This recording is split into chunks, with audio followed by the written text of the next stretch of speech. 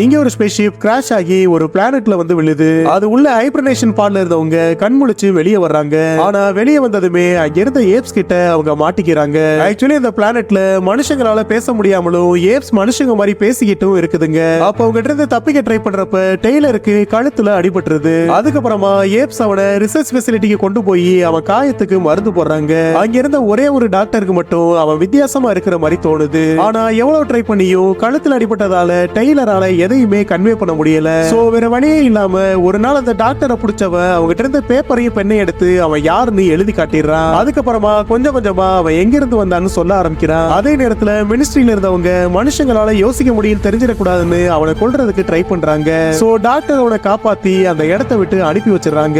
ஆனா கடைசியில தான் தெரியுது அவங்க கிராஷ் ஆகி பூமியில தான் விழுந்திருப்பாங்க. ஆக்சுவலி அவங்க பிளாக் ஹோல் வழியா டிராவல் பண்றப்ப பல நூறு வருஷங்கள் அந்த ஹைபர்னேஷன் பாட்லயே தூங்கி இருப்பாங்க. அவங்க திரும்பி வரக்குள்ள மனுஷ இனம் தன்னைத்தானே அழிச்சுக்கிட்டு பின்னோக்கி போக ஏப்புகள் எவால்வ் ஆயிருக்கும்.